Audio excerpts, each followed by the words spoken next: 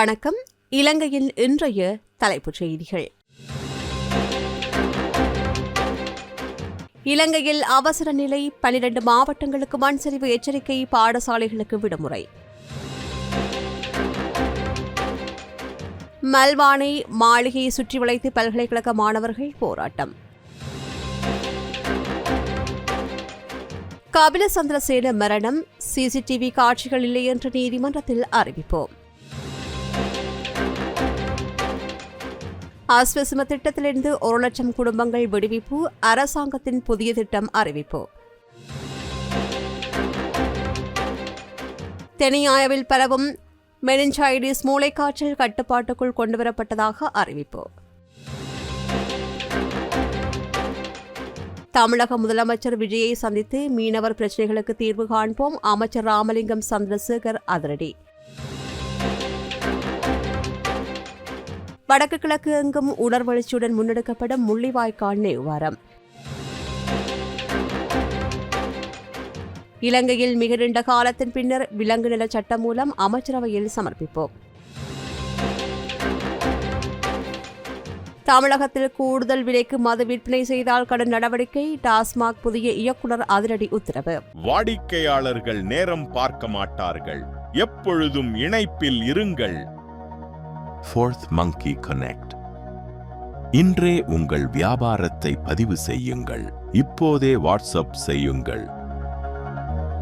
இலங்கையைச் சூழவுள்ள வளிமண்டலத்தில் ஏற்பட்டுள்ள குறைந்த காற்றழுத்த தாழ்வு நிலை காரணமாக நாடு முழுவதும் கடும் மழையுடனான சீரற்ற காலநிலை தொடர்கின்றது.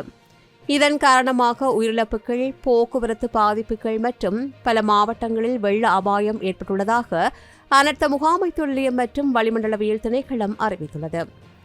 நாட்டின் மேல் சப்ரகமுவா மற்றும் வடமேல் மாகாணங்களிலும், கண்டி, நுவரெலியா, காலி மற்றும் மாத்தறை மாவட்டங்களிலும் 150 மில்லிமீட்டருக்கும் அதிக மழை வீழ்ச்சி பதிவாகக்கூடும் என்று சிவப்பு எச்சரிக்கை விடுக்கப்பட்டுள்ளது.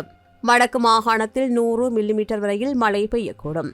இந்த காற்றழுத்த தாழ்வு மண்டலம் அடுத்த 48 மணித்தியாலங்களில் இலங்கையை விட்டு விலகிச் செல்லும் என்று எதிர்பார்க்கப்பட்டாலும் அதுவரையில் பொதுமக்கள் அவதானமாக இருக்குமாறு கேட்டுக் கொள்ளப்படுகின்றார்கள். இதேவேளை யாழ்ப்பாணம் சுழிபுரம் பகுதியில் வயலில் வேலை செய்து கொண்டிருந்த 20 வயது இளைஞன் மின்னல் தாக்கி உயிரிழந்துள்ளார். புத்தளம் மாவட்டத்தில் மட்டும் 1264 பேர் பாதிக்கப்பட்டுள்ளனர். அனுராதபுரம் கலாபவ பகுதியில் 13 குடும்பங்கள் வீடுகளிலிருந்து வெளியேற்றப்பட்டு உறவினர் வீடுகளில் தங்க வைக்கப்பட்டுள்ளனர். இந்நிலையில் தொடர் மழை மற்றும் மண் சரிவு அபாயத்தை கருத்தில் கொண்டு ஹட்டன் கல்வி நிலையத்திற்குட்பட்ட அனைத்து அரசு பாடசாலைகளுக்கும் இன்று விடுமுறை வழங்கப்பட்டுள்ளது. மாணவர்களை மேலதிக வகுப்புகளுக்கோ அல்லது வேறு விடயங்களுக்கோ அழைக்க வேண்டாம் என்று மத்திய மாகாண கல்வி பணிப்பாளர் அறிவுறுத்தியுள்ளார். அத்துடன் தேசிய கட்டட ஆராய்ச்சி நிறுவனம் இன்று மாலை 4 மணி வரையில் செல்லுபடியாகும் வகையில் மண் சரிவு எச்சரிக்கை விடுத்துள்ளது. அதன்படி காலி, களுத்துறை, பதரளிய, மத்துகம, ஹொரண, வெலால்விட்ட, குருநாகல் அளவ, ரத்னபுரி, பெல்மதுளை, ரத்னபுரி ஆகிய இடங்களுக்கு அம்பர் எச்சரிக்கை விடுக்கப்பட்டுள்ளது. கொழும்பு, கண்டி, நுவரெலியா, கேகாலை, மாத்தறை, மாத்தளை, பதுளை, மொனராகலை உள்ளிட்ட மாவட்டங்களுக்கு மஞ்சள் எச்சரிக்கை விடுக்கப்பட்டுள்ளது. மழை அதிகரிப்பால் பல பிரதான நீர்த்தேக்கங்களின் வான்கதவுகள் திறக்கப்பட்டுள்ளன. தெதிரு ஓயாவின் 2 வான்கதவுகள் திறக்கப்பட்டு வினாடிக்கு 1400 கன அடி நீர் வெளியேற்றப்படுகின்றது. மீயோயா, இங்கிரிமிட்டியாவின் 4 வான்கதவுகளும் தெப்போவின் 8 வான்கதவுகளும் திறக்கப்பட்டிருக்கின்றன. இதனால் மீயோயா படுகை மக்களுக்கு வெள்ள எச்சரிக்கை விடுக்கப்பட்டுள்ளது. இதேவேளை அத்தினகல ஓயா பெருக்கெடுப்பதால் கம்பகா மற்றும் அதனைச் சூழவுள்ள தாழ்நில பகுதிகளில் சிறிய அளவிலான வெள்ள அபாய எச்சரிக்கை விடுக்கப்பட்டுள்ளது. விமல சுரேந்திர நீர்த்தேக்கம் வான் பாய தொடங்கியுள்ளதால் கெகல்கமோ ஓயாவின் நீர்மட்டம் உயர்ந்துள்ளது. இதேவேளை கொத்மலை, கம்பளை பிரதான வீதி, பரங்கமன பகுதியில் நிலத்தில் ஏற்பட்டுள்ள வெடிப்புகள் மற்றும் மண் சரிவு அபாயம் காரணமாக தற்காலிகமாக மூடப்பட்டுள்ளது. வெள்ளம் காரணமாக சிலாவம் வரையில் மட்டுப்படுத்தப்பட்டிருந்த கொழும்பு புத்தளம் ரயில் சேவை தற்போது வெள்ள நீர் வடிந்ததை அடுத்து வழமைக்கு திரும்பியுள்ளது. மரம் சாய்வது, மின்கம்பங்கள் விழுதல், ஊற்றுக்கள் திடீரென்று தோன்றுதல் போன்ற அறிகுறிகள் தென்பட்டால் உடனடியாக பாதுகாப்பான இடங்களுக்கு செல்லுமாறு அறிவுறுத்தப்பட்டுள்ளது. அவசர உதவிகளுக்கு 117 என்ற இலக்கத்தை அனர்த்த முகாமைத்துவ நிலையத்துடன் தொடர்பு கொள்ளுமாறு கேட்டுக் கொள்ளப்படுகின்றது. மல்வானையில் அமைந்துள்ள உரிமையாளர் எவருமற்ற சொத்து என்று கருதப்படுகின்ற சர்ச்சைக்குரிய காணி மற்றும் வீட்டை பல்கலைக்கழக கல்வி நடவடிக்கைகளுக்காகவும் பொதுமக்களின் பயன்பாட்டிற்காகவும் கையளிக்குமாறு கோரி அனைத்து பல்கலைக்கழக மாணவர் ஒன்றியம் நேற்று பாரிய போராட்டம் ஒன்றை முன்னெடுத்தது. சுமார் 15 ஏக்கர் நிலப்பரப்பில் அமைந்துள்ள இந்த வீட்டை சுற்றி வளைத்த நூற்றுக்கணக்கான மாணவர்கள் அரசாங்கம் ஆட்சிக்கு வருவதற்கு முன்னதாக வழங்கிய வாக்குறுதியை நினைவூட்டினர். மக்களிடமிருந்து திருடப்பட்ட சொத்துக்கள் அனைத்தும் மீண்டும் மக்களிடம் ஒப்படைக்கப்படும் என்ற உறுதிமொழியின் அடிப்படையில் இந்த சொத்தை உடனடியாக பொது பயன்பாட்டிற்கு விடுவிக்க வேண்டும் என்று அவர்கள் வலியுறுத்தினர். குறிப்பாக இடவசதி பற்றாக்குறையினால் பாதிக்கப்பட்டுள்ள பல்கலைக்கழகங்களின் விரிவாக்கத்திற்கும் பொதுநலச் சேவைகளுக்கும் இந்த இடத்தை பயன்படுத்துமாறு மாணவர்கள் கோரிக்கை விடுத்துள்ளனர். முன்னாள் அமைச்சர் பெசில் ராஜபக்சவிற்கு சொந்தமானதென்று கூறப்பட்ட இந்த வீட்டிற்கும் தமக்கும் எந்தவிதமான சம்பந்தமும் இல்லை என்று அவர் தனது சட்டத்திறனிகள் ஊடாக நீதிமன்றத்தில் தெரிவித்திருந்தார். இதனைத் தொடர்ந்து குறித்த சொத்து நீதியமைச்சர்கள் கொண்டுவரப்பட்டதுடன் அதனை ஏலத்தில் விற்பனை செய்யுமாறு நீதிமன்றம் உத்தரவிட்டிருந்தது. கடந்த அறகலைய போராட்ட காலத்தில் ஒரு குழுவினரால் தீ வைக்கப்பட்டதில் இந்த வீட்டின் ஒரு பகுதி சேதமடைந்துள்ளது. ஆரம்பத்தில் இங்கு சர்வதேச நீதிபதிகள் ஆராய்ச்சி மற்றும் பயிற்சி நிலையத்தை அமைக்க திட்டமிட்டிருந்த போதிலும் அந்த திட்டம் நீண்டகாலமாக நடைமுறைப்படுத்தப்படாமல் முடங்கி கிடக்கின்றமை குறிப்பிடத்தக்கது.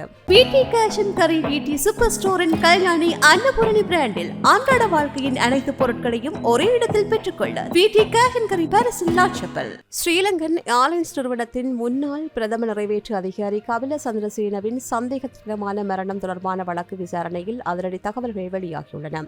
கபில சந்திரசேன சடலமாக மீட்கப்பட்ட முன்னாள் கிரிக்கெட் வீரர் அரவிந்தரி சில்வாவின் இல்லத்தில் சிசிடிவி கேமராக்கள் இயங்கிய போதிலும் நீண்டகாலமாக அவற்றில் காட்சிகள் எவையும் பதிவு செய்யப்படவில்லை என்று கொழும்பு குற்றத்தடுப்பு பிரிவு நீதிமன்றத்தில் தெரிவித்துள்ளது.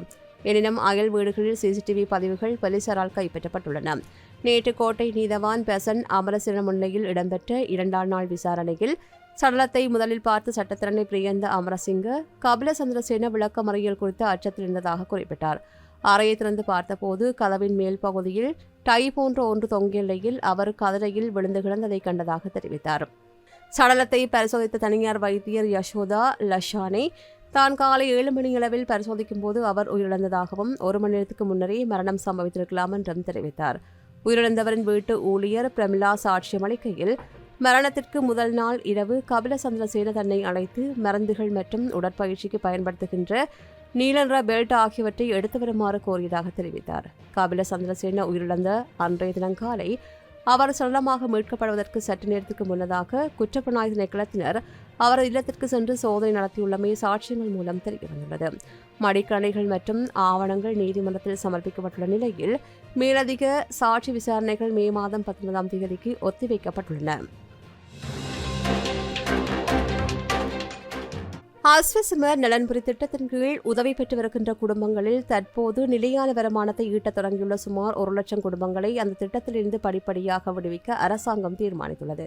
இதுகுறித்து கிராமிய அபிவிருத்தி, சமூக பாதுகாப்பு மற்றும் சமூக வலுவூட்டல் பிரதி அமைச்சர் வசந்த பியதிச தெரிவிக்கையில், நிலையான வருமானத்தை பெற தொடங்கியுள்ள பயனாளிகளை உடனடியாக நீக்காமல் அடுத்த 3 ஆண்டுகளுக்குள் முறையான கால அட்டவணையின் அடிப்படையில் கொடுப்பனவுகளிலிருந்து விடுவிக்க திட்டமிடப்பட்டுள்ளது. மக்கள் எப்போதும் அரசாங்கத்தின் உதவிகளில் மட்டும் தங்கியிருக்காமல் அவர்களை தற்சார்பு பொருளாதார நிலைக்கு இட்டுச் செல்வதே இதன் நோக்கம். தற்போது முன்னேற்றம் கண்டுள்ள 1 லட்சம் குடும்பங்களும் சுயதொழில், நிதியுதவிகள், தொழில் பயிற்சி மற்றும் வெளிநாட்டு வேலைவாய்ப்புகளூடாக தமது பொருளாதாரத்தை மேம்படுத்தி வருகின்றனர். சர்வதேச நாணய நிதியத்துடனான ஒப்பந்தத்தின்படி கொடுப்பனவுகளை நிறுத்த வேண்டிய காலக்கெடு இருந்த போதிலும் மக்களின் வாழ்வாதாரத்தை உறுதிப்படுத்திய பின்னரே இந்த நடவடிக்கை எடுக்கப்படும் என்று அமைச்சர் உறுதியளித்தார். மாத்தறை மாவட்டம் தெனியாய கல்வி வலயத்திற்குட்பட்ட பகுதிகளில் கடந்த சில வாரங்களாக சிறுவர்களிடையே வேகமாக பரவி வந்த மெனின்ஜைடிஸ் எனப்படுகின்ற மூளைக்காய்ச்சல் நோய் நிலைமை தற்போது கட்டுப்பாட்டுக்குள் கொண்டுவரப்பட்டுள்ளதாக சுகாதார அமைச்சு தெரிவித்துள்ளது. தெனியாய மற்றும் கட்டப்பல பகுதிகளில் கடந்த 1 மாத காலத்தில் சுமார் 50 நோயாளர்கள் அடையாளம் காணப்பட்டனர். குறிப்பாக 14 முதல் 15 வயதுக்கு உட்பட்ட பாடசாலை மாணவர்களிடையே இது தீவிரமாக பரவியது. மருத்துவ ஆராய்ச்சி நிறுவனம் மேற்கொண்ட பரிசோதனையில் இது உயிராபத்து குறைவான வைரஸ் மெனின்ஜைடிஸ் வகை என்பது உறுதிப்படுத்தப்பட்டது. மலைப்பாங்கான இந்த பகுதிகள் நிலவுகின்ற அசுத்தமான நீர் அல்லது உணவு மூலமே இந்த வைரஸ் பரவுகின்றது. கடுங்காய்ச்சல், தலைவலி, கழுத்து இறுக்கம், வாந்தி, உடல்வலி மற்றும் வெளிச்சத்தை பார்க்கும்போது கண்களில் ஏற்படுகின்ற கூச்சம் என்பன இதன் அறிகுறிகள் ஆகும். நீரை 10 தொடக்கம் 15 நிமிடங்கள் கொதிக்க வைத்து பருகுவது மற்றும் கைகளை அடிக்கடி சவர்க்காரமிட்டு கழுவுவது அவசியம் என்று வலியுறுத்தப்பட்டுள்ளது. நோய் பரவலை தடுக்க தற்காலிகமாக மூடப்பட்டிருந்த தெனியாய தேசிய பாடசாலை உள்ளிட்ட 4 பிரதான பாடசாலைகள் கிருமி நாசினி தெளிக்கப்பட்டு தூய்மைப்படுத்தப்பட்ட பின்னர் நேற்று முன்தினம் மீண்டும் திறக்கப்பட்டன. இருப்பினும் பாதுகாப்பு கருதி முன்பள்ளிகள் அனைத்தும் மே 15 வரையில் தொடர்ந்து மூடப்பட்டிருந்தமை குறிப்பிடத்தக்கது. சுய சுகாதாரமே இதற்கு சிறந்த மருந்து என்று தெரிவித்துள்ள விசேட வைத்திய நிபுணர் பாலித கருணாபீம, காய்ச்சல் அறிகுறிகள் உள்ள பிள்ளைகளை பாடசாலைகளுக்கு அனுப்புவதை தவிர்க்குமாறு பெற்றோரிடம் கோரியுள்ளார். அத்துடன் அண்டை மாவட்டங்களான காலி மற்றும் எல்லைப் பகுதிகளில் அதிகாரிகளும் இதுகுறித்து அவதானமாக இருக்குமாறு அறிவுறுத்தப்பட்டுள்ளது. தமிழக முதலமைச்சராக பதவியேற்றுள்ள நடிகர் விஜய்க்கு வாழ்த்து தெரிவித்த கடற்தொழில் அமைச்சர் ராமலிங்கம் சந்திரசேகரன், இந்திய மீனவர்களின் அத்துமீறிய மீன்பிடி விவகாரம் தொடர்பாக விரைவில் அவரை நேரில் சந்தித்து பேச்சுவார்த்தை நடத்த உள்ளதாக தெரிவித்தார். கடற்தொழில் அமைச்சில் நேற்று இடம்பெற்ற ஊடகவியலாளர் சந்திப்பில் அவர் இதனை தெரிவித்தார். இலங்கை கடற்பரப்புக்குள் அத்துமீறி நுழைந்து தடை செய்யப்பட்ட இழுவைமடி படகுகளை பயன்படுத்தி எமது மீனவர்களின் வாழ்வாதாரத்தை பாதிக்கும் இந்திய மீனவர்கள் சட்டப்படி கைது செய்யப்படுகின்றனர். இது ஒரு நாட்டின் இறையாண்மை மற்றும் சட்டத்திட்டங்களுக்கு உட்பட்ட நடவடிக்கையாகும். அண்மையில் கேரளாவிலேயே அத்துமீறிய இந்திய மீனவர்களை இந்திய அதிகாரிகளை கைது செய்திருந்தமை அவதானிக்கத்தக்கது. கைது செய்யப்பட்ட இந்திய மீனவர்களை விடுவிப்பது மற்றும் இந்த பிரச்சினைக்கு நிரந்தர தீர்வு காண்பது குறித்து விரைவில் தமிழக முதலமைச்சர் விஜய் அவர்களை நானும் எனது குழுவினரும் நேரடியாக சந்தித்து பேச்சுவார்த்தை நடத்த திட்டமிட்டுள்ளதாக தெரிவித்தார். விஜய் அவர்கள் இன்றைக்கு முதலமைச்சராக தெரிவு செய்யப்பட்டிருக்கின்றார். முதலமைச்சராக தெரிவு செய்யப்பட்ட எங்களுடைய விருப்பமான நடிகரான விஜய் அவர்களுக்கு எங்களுடைய முதலாவது வாழ்த்துக்கள். அதே போன்று இப்பொழுது அவர் தொடர்பிலான மக்கள் மத்தியில் ஒரு புதிய நம்பிக்கை ஏற்பட்டிருக்கின்றது. அங்கு இருக்கின்ற இது நாள் வரைக்கும் இருந்த குடும்ப ஆட்சி அல்லது லஞ்சம், ஊழல், மோசடி, அதிகார துஷ்பிரயோகம் இவைகளெல்லாம் ஒழிக்கப்பட வேண்டும் என்பது மக்களுடைய விருப்பம். அப்ப அந்த விருப்பத்தின் ஊடாகவே ஒரு மாற்றம் ஒன்று தேவை என மக்கள் உணர்ந்தார்கள். அந்த மாற்றத்திற்காகவே மக்கள் இன்றைக்கு விஜய் அவர்களுக்கு வாக்களித்திருக்கின்றார்கள் என்பதுதான் உண்மை. எதிர்வரும் நாட்களில் நானும் கூட விஜய் அவர்களை நேரடியாக சந்தித்து பேசுவதற்கு இந்திய தமிழ்நாட்டுக்கு செல்வதற்கு நாங்கள் தீர்மானித்திருக்கின்றோம். அதன் பொழுது நாங்கள் குறிப்பிடுவது வேறு எதுவல்ல, இன்றைக்கு எங்களால் கைது செய்யப்பட்டிருக்கின்ற இந்திய மீனவர்களுடைய கைது என்பது வெறுமையான கைது அல்ல. இன்றைக்கு எங்களுடைய கடல் வளத்தை அல்லது எங்களுடைய கடல் எல்லையை அல்லது எங்களுடைய நாட்டினுடைய இறைமையை மீறி செயற்பட்டத்தின் காரணமாகவே அவர்கள் கைது செய்யப்பட்டிருக்கிறார். தமிழின படுகொலையின் 17ஆம் ஆண்டு நினைவேந்தலை முன்னிட்டு வடக்கு மற்றும் கிழக்கு மாகாணங்களின் பல்வேறு பகுதிகளில் முள்ளிவாய்க்கால் நினைவார நிகழ்வுகள் உணர்வுபூர்வமாக முன்னெடுக்கப்பட்டு வருகின்றன. அதன் அடிப்படையில் யாழ்ப்பாணம் நல்லூரில் ஆரம்பமான முள்ளிவாய்க்கால் நினைவு தூவி தாங்கிய ஊர்தி பவனி நேற்று வவுனியாவை சென்றடைந்தது. வவுனியா நகரில் திரண்ட காணாமலாக்கப்பட்டோர் உறவினர்கள் மற்றும் பொதுமக்கள் கண்ணீர் மல்க ஊர்திக்கு அஞ்சலி செலுத்தினர். அதனைத் தொடர்ந்து மாநகர சபை பொங்கு தமிழ் தூவி முன்பாக விசேட நினைவேந்தல் நிகழ்வு இடம்பெற்றது. இலங்கையின் மனைவிற்பனை மற்றும் நிர்மாணத் துறையில் முதன்மை நிறுவனமான ப்ளூ ஓஷனை நாடுங்கள். இதேவேளை மட்டக்களப்பு கல்லடி பகுதியில் கிழக்கிழங்கை இந்து குருமார் ஒன்றியத்தின் ஏற்பாட்டில் நினைவேந்தல் மற்றும் கஞ்சி வழங்கு நிகழ்வு இடம்பெற்றது. கொட்டும் மழையையும் பொருட்படுத்தாது பொதுமக்கள் இதில் கலந்து கொண்டனர். இந்த நிகழ்வில் உரையாற்றிய பாராளுமன்ற உறுப்பினர் ஸ்ரீநாத், திட்டமிட்டு நடத்தப்பட்ட இந்த இனப்படுகொலைக்கு சர்வதேச சமூகம் நீதி வழங்க வேண்டும். இந்த வரலாற்றை அடுத்த சந்ததிக்கு கொண்டு சேர்ப்பது எமது கடமை என்று தெரிவித்தார். இதேவேளை யாழ்ப்பாணம் கொடிகாமம் பேருந்து நிலையம் ஒன்றில் பல்கலைக்கழக மாணவர்கள் மற்றும் சிவில் சமூக அமைப்பினர் இணைந்து கஞ்சி வழங்க நிகழ்வை நடத்தினர்.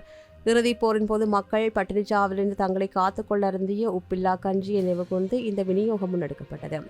அத்துடன் முள்ளிவாய்க்கால் நினைவாரத்தை முன்னிட்டு தமிழர் தாயக பகுதிகளில் களியாட்ட நிகழ்வுகள், விளையாட்டுப் போட்டிகள் மற்றும் பொது நிகழ்வுகளை தவிர்த்து உயிரிழந்த உறவுகளுக்காக அஞ்சலி செலுத்துமாறு தாயக செயலடி மக்களுக்கு அழைப்பு விடுத்துள்ளது. மே 12 முதல் மே 18 வரையில் இந்த நினைவு வாரம் கடைபிடிக்கப்பட்டு வருகின்றமை குறிப்பிடத்தக்கது. இலங்கையில் மிருகவதையை தடுப்பதற்கும் விலங்குகளின் பாதுகாப்பை உறுதிப்படுத்துவதற்கும் என்று நீண்ட காலமாக எதிர்பார்க்கப்பட்ட புதிய விலங்கு நல சட்டம் மூலம் அமைச்சரவையின் அனுமதிக்காக சமர்ப்பிக்கப்பட்டுள்ளது. விவசாய மற்றும் கால்நடை அமைச்சினால் இந்த சட்டம் மூலம் நேற்று சமர்ப்பிக்கப்பட்ட நிலையில் அமைச்சின் செயலாளர் DP விக்ரமசிங்கே இது பற்றி குறிப்பிடுகையில், இந்த சட்டமூலத்திற்கு சுற்றாடல் அமைச்சர் ஏற்கனவே தனது முழுமையான ஒப்புதலை வழங்கியுள்ளதாக தெரிவித்தார். இதுகுறித்து கருத்து தெரிவித்த சுற்றாடல் அமைச்சர், தற்போது நடைமுறையில் உள்ள வன ஜீவராசிகள் பாதுகாப்பு மற்றும் சுற்றாடல் பாதுகாப்பு தொடர்பான சட்டங்களுக்கு எந்தவித பாதிப்பும் ஏற்படாத வகையில் இந்த புதிய சட்டமூலம் மிக கவனமாக தயார் செய்யப்பட்டுள்ளதாக குறிப்பிட்டார்.